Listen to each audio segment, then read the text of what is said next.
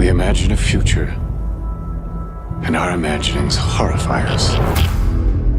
In the case of this film, I wrote the script in the first person. It's the only time I've done that. It made it clear to anyone who read the script that we're on this ride with Oppenheimer. It was very unusual. It took me a minute to actually comprehend. And then I realized, oh, that's a huge responsibility. I don't know if we can be trusted, but I know the Nazis can't. Cillian playing Oppenheimer was the centerpiece of the film, but I knew that he was going to need the most extraordinary ensemble around him. Let's go recruit some scientists. If Chris Nolan calls you and says that he'd like to meet with you, you're like, I don't care what it is. You'd be mad to say no. I feel like that's probably everybody's answer with this.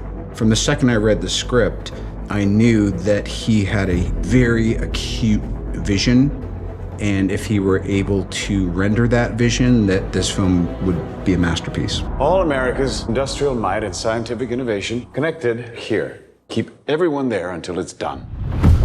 It feels to me like every single character is significant because they're all historical figures of consequence. There's a chance when we push that button, we destroy the world. Chances are near zero. I tried to familiarize myself with Groves and the history, and then talk to Chris about what he needed from that part. Groves was almost like a kindergarten teacher in some respects because these scientists were so eccentric and not necessarily trustworthy. I mean, if you're looking from a military perspective. Why would we go to the middle of nowhere for who knows how long? Why? How about because this is the most important thing to ever happen in the history of the world? I was aware of who Louis Strauss was. I came to have a pretty even-handed understanding of him. He was a righteous guy. I think he was a great public servant, but he's always behind the scenes.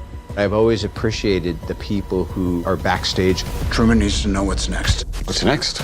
With Kitty Oppenheimer, what I really was drawn to is she refused to conform to the sort of feminine ideal of the time. She had this defiance against the system that felt so modern. Jean Tatlock was blunt, knew what she wants, but at no point is she ever punished for that, and especially not by Oppenheimer. Theory will take you only so far. Oppenheimer sees things in sort of different dimensions. Physicists operate on a completely different level than we do, and I think sometimes it's a burden. So I was really interested in that. What we were looking for was a remarkably centered performance, the heart of the film, but also an ensemble piece. I was there on set every day, surrounded by a team of actors who knew more than I did about what was going on from their point of view. And that's what you're really looking for as a director.